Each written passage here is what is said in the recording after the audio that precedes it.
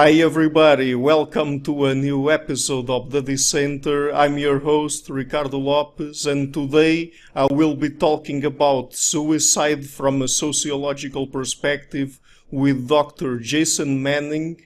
He is an Associate Professor of Sociology at West Virginia University. His work focuses primarily on conflict and social control, including various means of expressing grievances, handling disputes, and punishing offenses. Within this area, he specializes in violent conflict, particularly in self-destructive forms of violence, such as protest suicide, homicide-suicide, and suicide terrorism. Dr. Manning, thank you a lot for coming on the show. Thank you, Ricardo.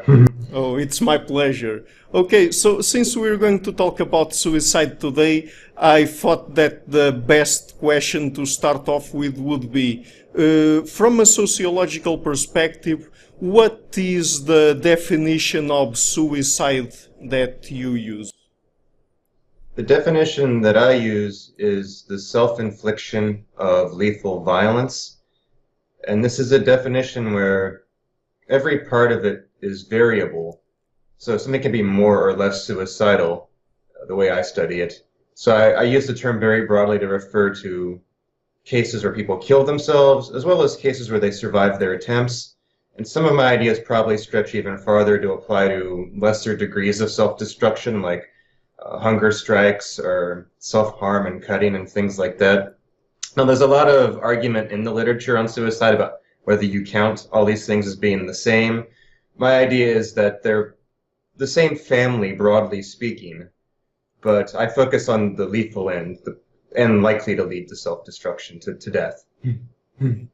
Yes, because from a sociological perspective, I would guess that when you want to study suicide, you are very interested in knowing what are the social repercussions that it might have, correct?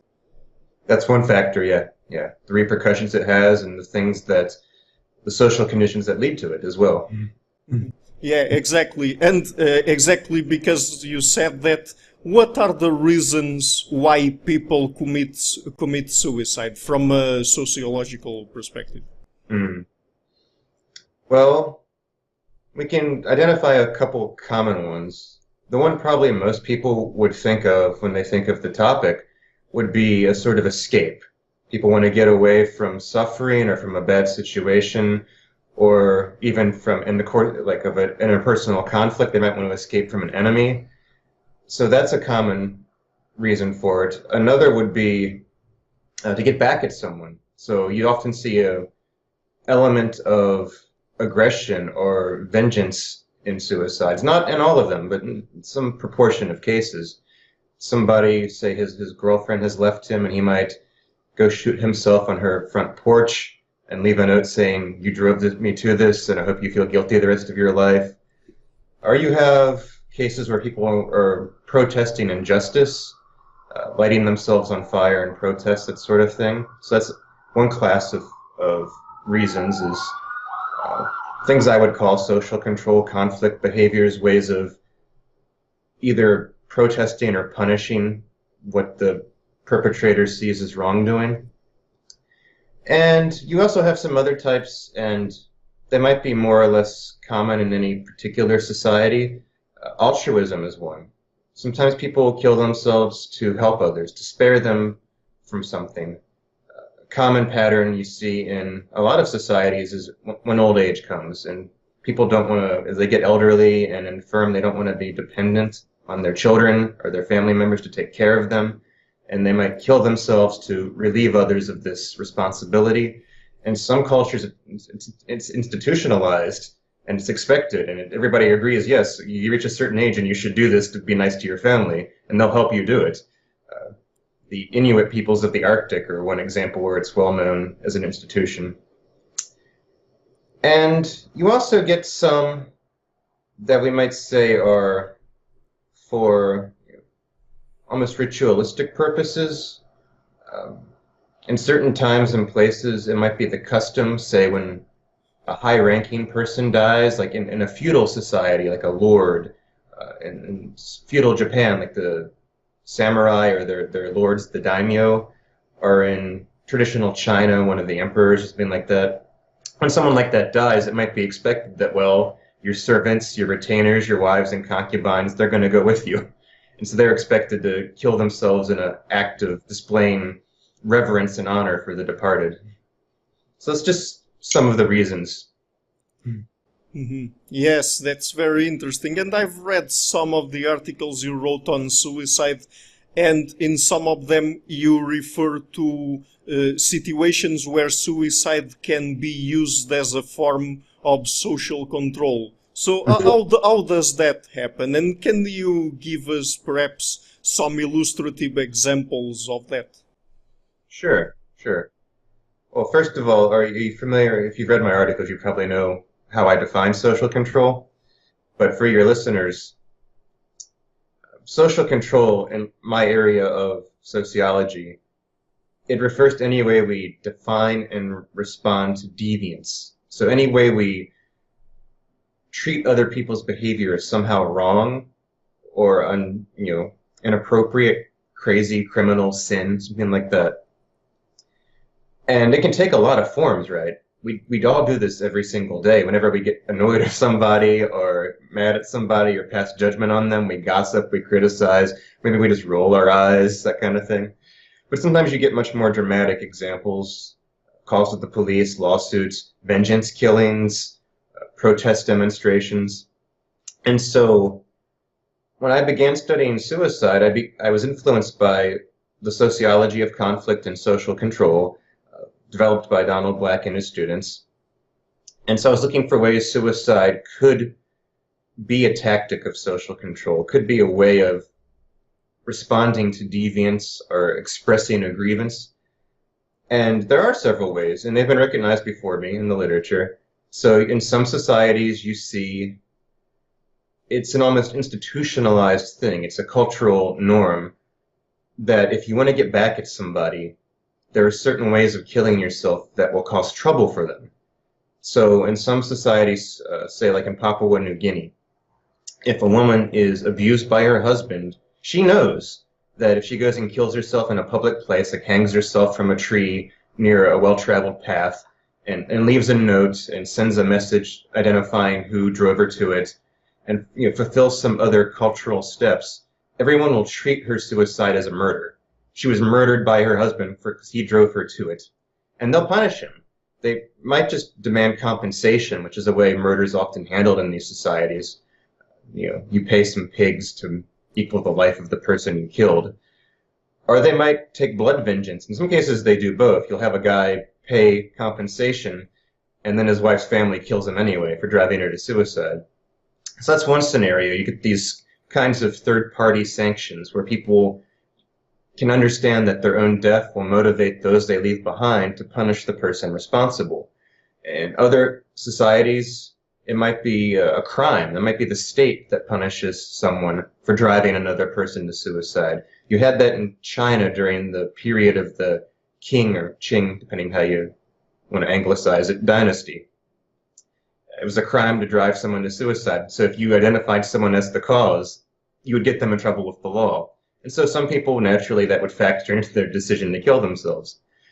You also get things like psychological effects, inflicting guilt on another person. And that's one thing I found in my own research on U.S. cases. And again, it's not the majority of cases. Most people who kill themselves don't seem to want to do this to their loved ones they leave behind. A lot of them even underestimate the impact their death will have because they're depressed. They think, oh, no one cares. This is for the best and that sort of thing. But there's a minority of people who seem to want to inflict the maximum amount of suffering with their death they can.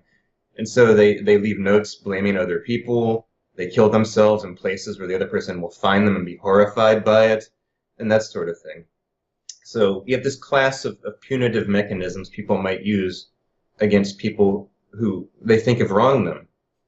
You also get suicide as a kind of punishment, or not punishment, protest, an appeal. Like an attempted suicide can have this effect. People might, if someone embroiled in a conflict with a spouse might take an overdose of pills that might kill them, might not kill them, and if they survive, it might make the spouse realize, oh, I've done wrong, I need to treat my spouse better, or exceeded their demands. So a lot of attempted suicide is a kind of protest or appeal function. But the most dramatic and obvious cases in history are political protest suicides. And you can probably think of some of the famous examples. The Buddhist monk in 1963 who burned himself alive to protest Buddhist repression in Vietnam, or more recently Tibetans who burned themselves to protest China, and many other examples. But this sort of public burning of the self as a way to dramatize the cause and the grievance, convince others that we're very serious, this is a very serious offense that I'm willing to die for, and to attract sympathy. People realize, oh wow, look at these people suffering, they're burning, it must be really bad what they're going through, and maybe they decide to side with them. And that's how you get popular support behind a cause. So these are some of the ways in which self-destructive behavior can be a kind of social control or conflict management, a way of reacting to an adversary, and from the point of view of the perpetrator, seeking justice. Mm-hmm. Yes, that's interesting, and you referred to some very interesting cases that have political ends, let's say, like, for example, the Tibetan monks or the Vietnamese monks that self-immolate, right? And it's interesting because I was going to ask you about that, but I remember the interview I had with Dr. Bradley Campbell, where we talked about the book you were also a co-author of, The Rise of Victimhood Culture, and I wanted to ask you if you think that suicide as a form of political protest, or in order to try to mobilize people toward a political end, could be used, and I don't know if it has already been used in that form, by people that espouse or that are part of a victimhood culture. Yeah, interesting question.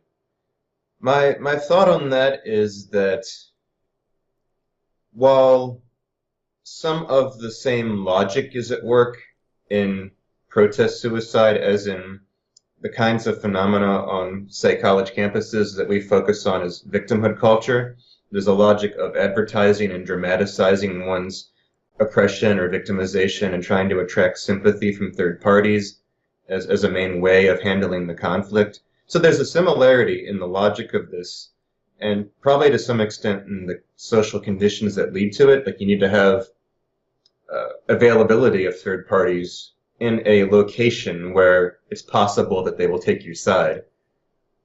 But I really don't think you're going to see much of anything like self-immolation in the settings like college campuses in the US that we identify as centers of victimhood culture. And part of it is that victimhood culture, as we define it, seems to be most developed where inequality is relatively low. Man, not perfect equality, which is hard to find anywhere, but where it's relatively low in what we'd call free societies without strict class or caste systems.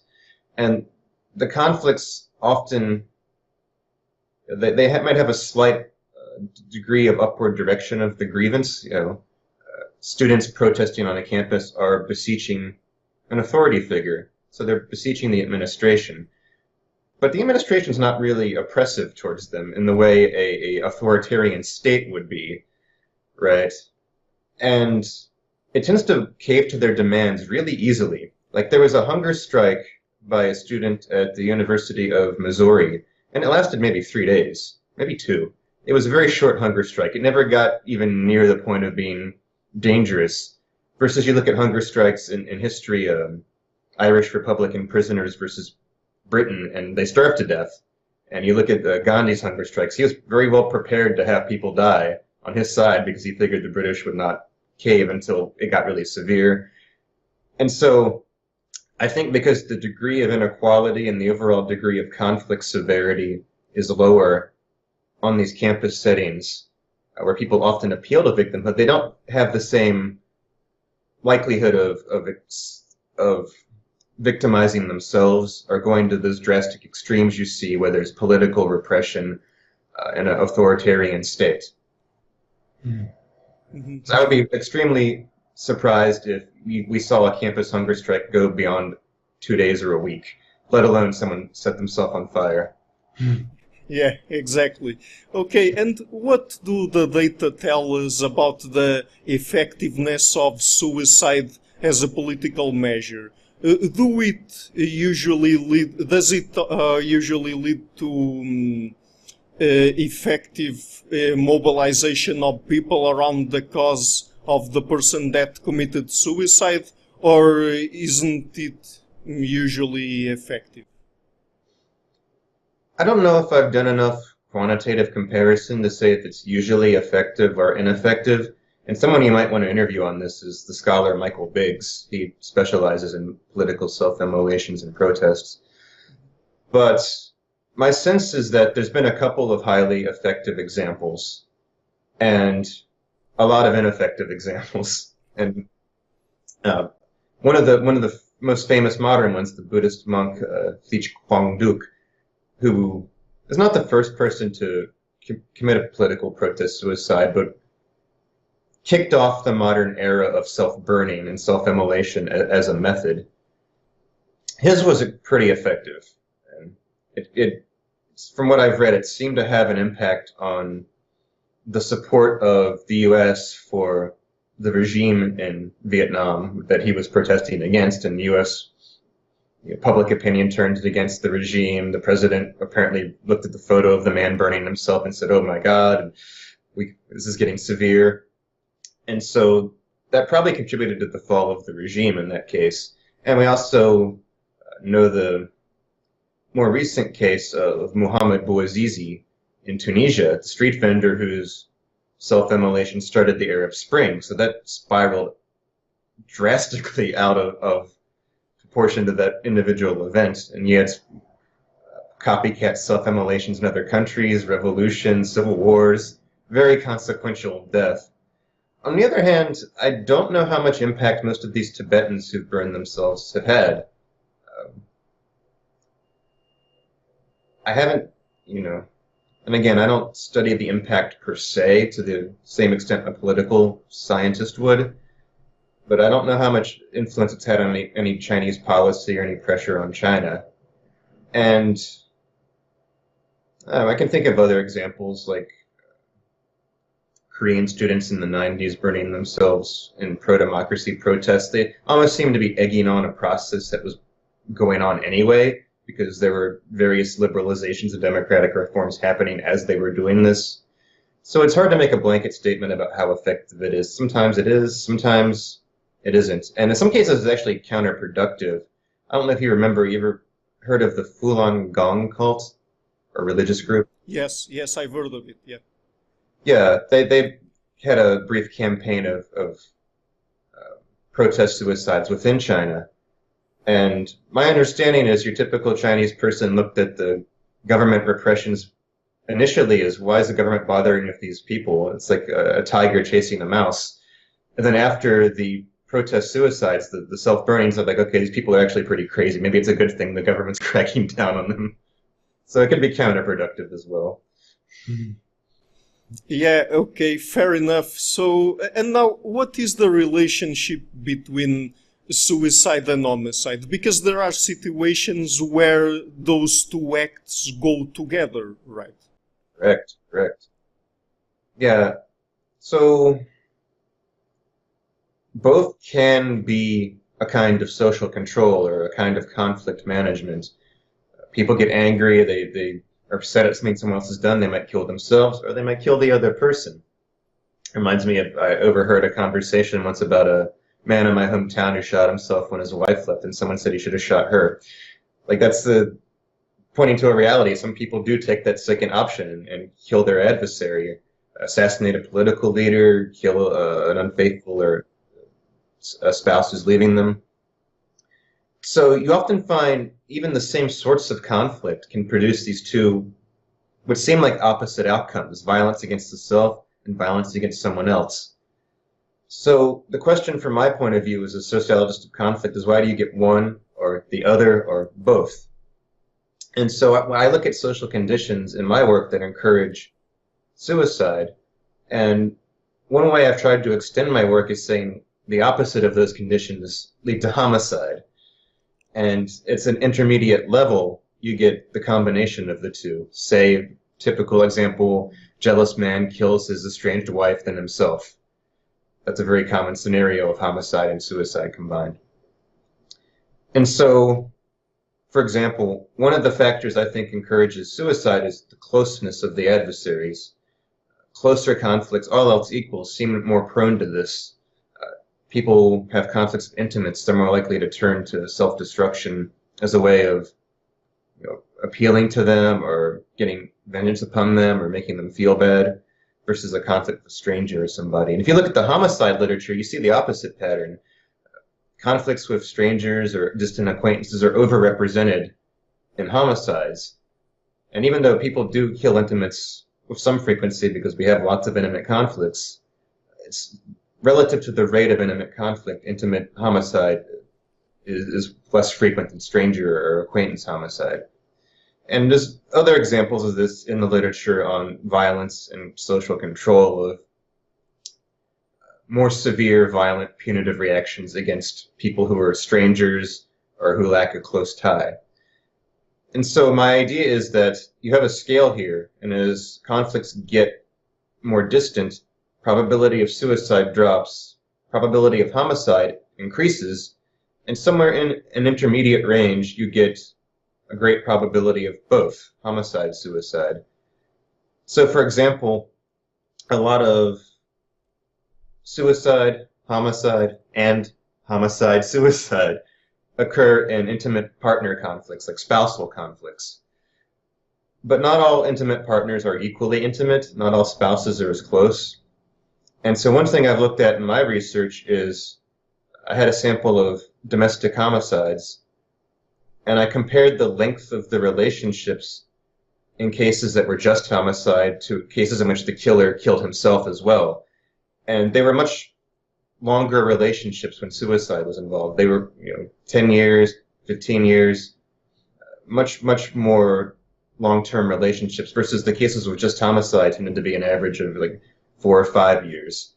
So it seems like the closer the couple grows, the more likely it is that you'll get suicide involved rather than homicide alone.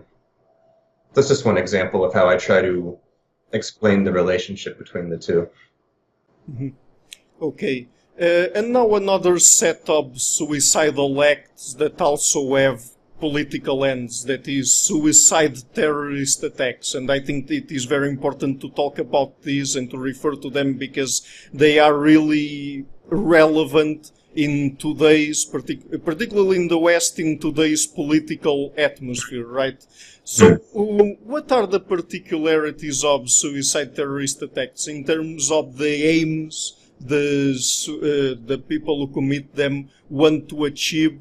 And also, what are the sociological conditions that lead people to commit these kinds of acts? And it can be economic conditions, social conditions, political conditions, or personal. What do you have to say about it?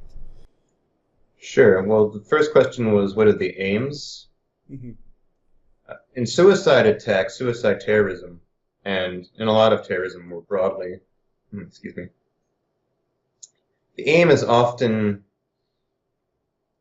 well, historically it's been territorial. There's some sort of homeland. The terrorist group wants somebody to leave alone or give more autonomy or be pushed out of. Post-Iraq invasion, there's also been a growth of transnational terrorism that's harder to pin down in terms of a territorial motive. It's tied up with the ideology of Salafi jihadism, and so it's more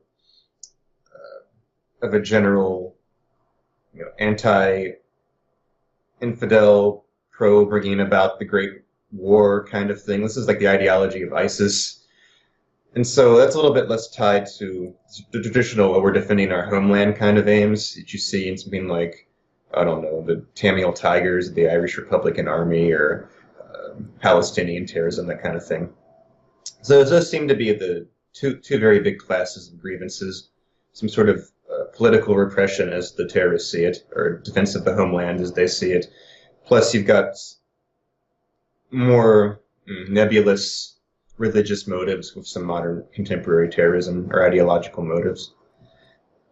As for the conditions that lead to it, Donald Black, among others, has tried to tackle this. He's the sociologist who invented a lot of the concepts I use in my own work.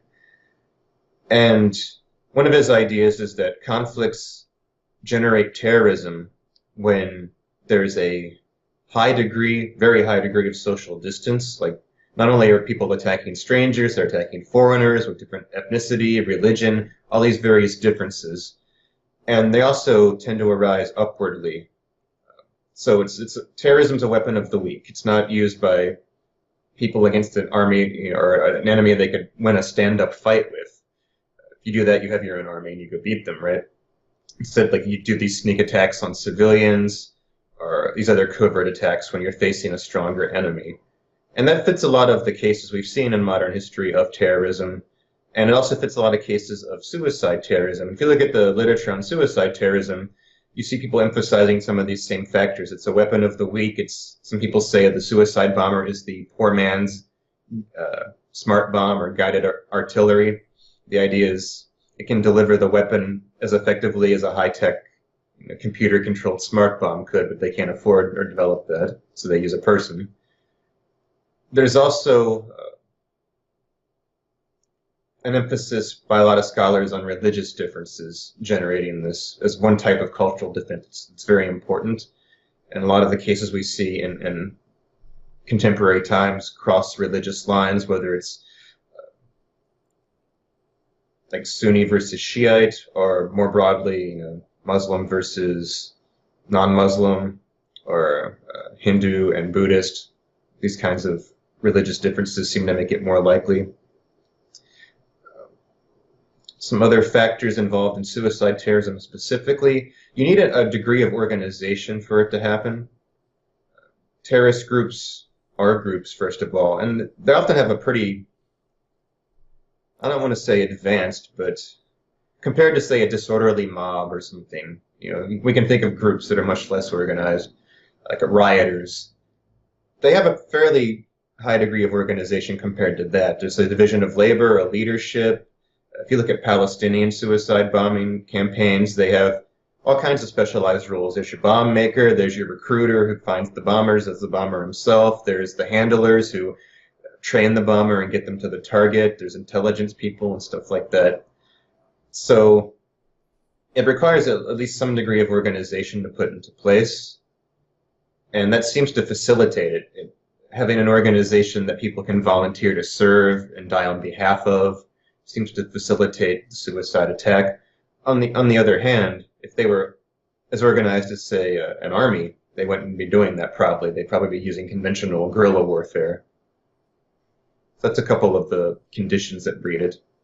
Mm-hmm. Okay. And wouldn't you say that people in general, the politicians, but also common civilians, react in an exaggerated way to suicide terrorist attacks, or even terrorist attacks in general? Because it seems to me that the real effects that those attacks have don't really justify the exaggerated reactions that many people have, and even the ways many politicians present as being solutions to prevent suicide terrorist attacks in general, but suicide terrorist attacks in particular, right? What do you have in mind by?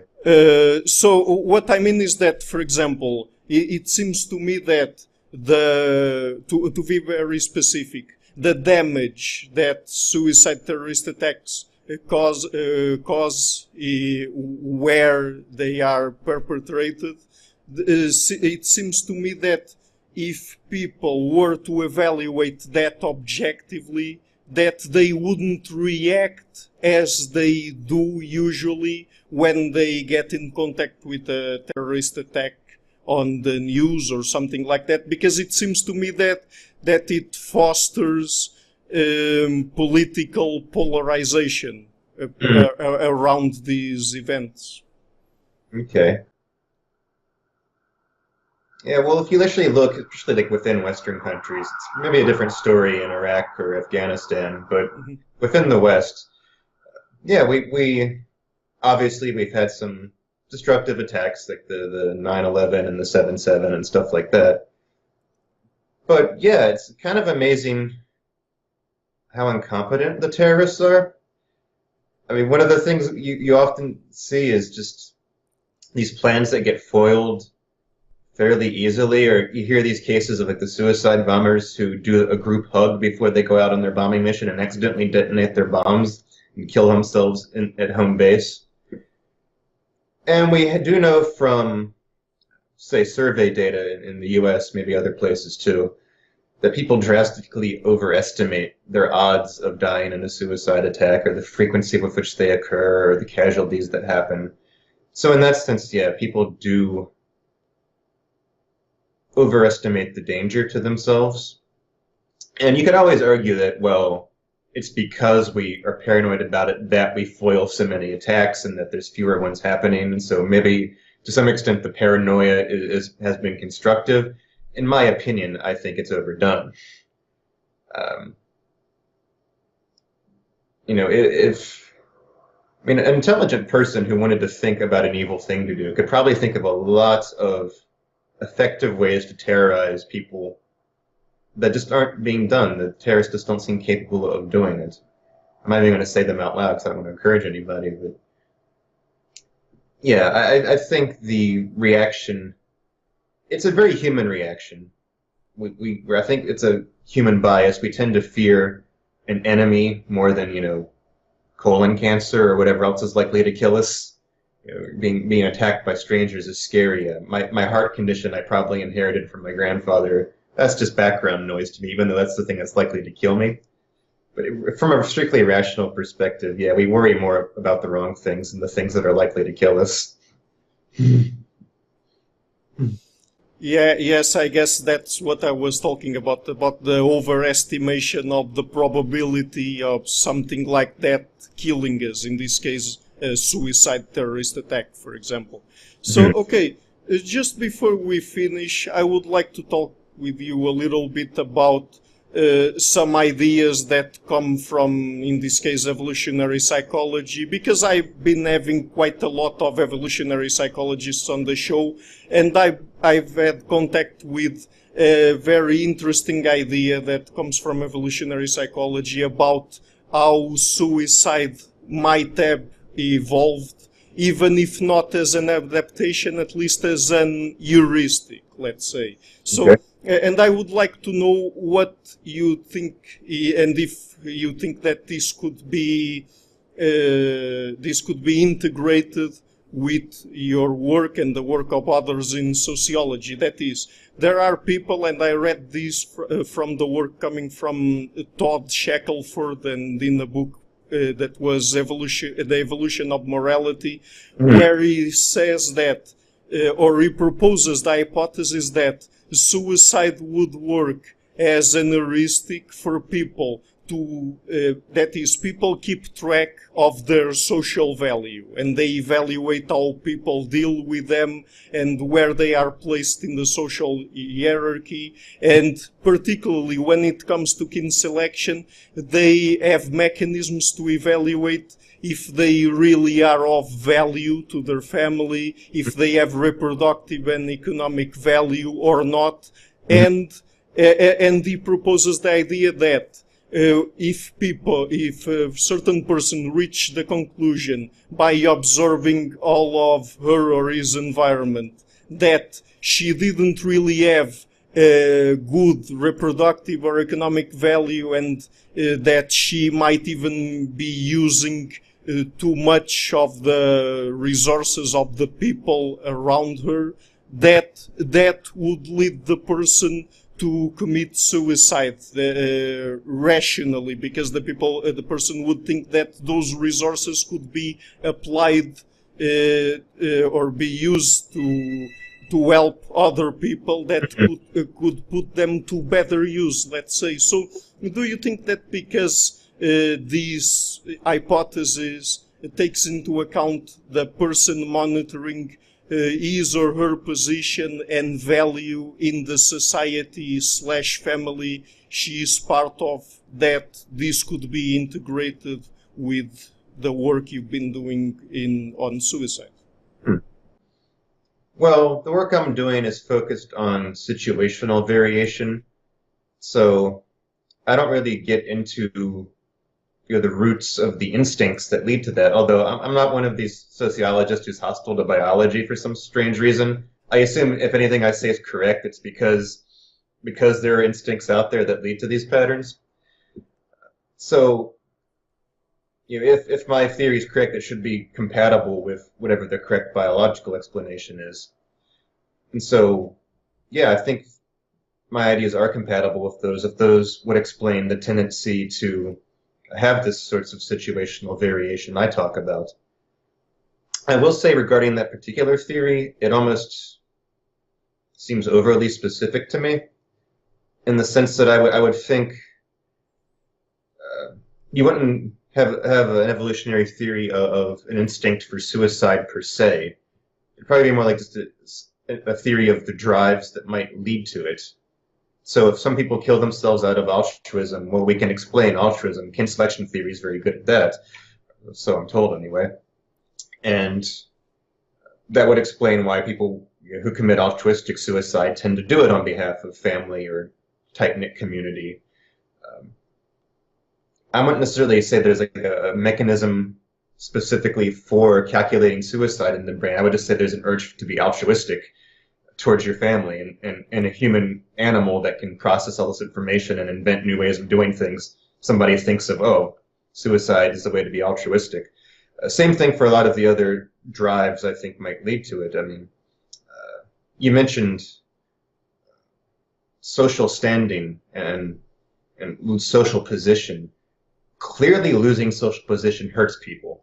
I mean, it upsets them greatly, and I think there's a very good evolutionary reason for that. Probably in our past, that was a very big key to reproductive success, probably still is, to some extent. So that would explain why it's a painful thing, although I don't think you need to invoke a special theory to say why people kill themselves to escape the painful thing. Same reason they kill themselves to escape, cancer or captured by an enemy in battle or whatever. It's a way they know they can escape pain. But yeah, why do they feel pain at losing social position? Well, probably for evolutionary reasons, yes. That's my thinking off the cuff. Yes, you referred to the fact that it probably wouldn't be, as people say in evolutionary biology and psychology, an adaptation. That is, it wouldn't be something that was directly the product of the problems people had to solve in their evolutionary history. But as I said, the author in this case also doesn't propose that. He only says that suicide would work. I called it an heuristic, but probably is more a byproduct of several different cognitive modules, ones that process social information and things like that, perhaps different cues and signs coming from other people, and that all that information together would lead the person to decide that perhaps the best option for her in that case would be to commit suicide, probably in order to favor people who are part of the same kin, let's say. Sure. Makes sense. Okay, so Dr. Manning, just before we finish this here, would you like perhaps to share with people where they can follow your work on the internet? Sure. I am on Twitter at socialgeometer. I also have a blog, www.socialgeometer.com, where I talk about issues related to sociological theory and sociological explanation and some of my other interests. I have a whole series I'm thinking of doing on sociology of violence. So it's for sociology geeks, but it's an outlet for that. And my co-author, Bradley Campbell, who together we wrote a book, Rise of Victimhood Culture, available on Amazon. We also have a blog called The Victimhood Report at victimhoodculture.com, where we talk about moral cultures and patterns of morality and conflict, particularly on today's college campuses as well as elsewhere. Okay, very interesting. I will be leaving links to all of that in the description box to this video. And Dr. Manning, it was really a pleasure to meet you and to talk with you. I think it was a really fruitful conversation. So thank you again for taking the time to come on the show. Thank you for having me, Ricardo. It was a good interview. Hi guys, thank you so much for watching this video until the end.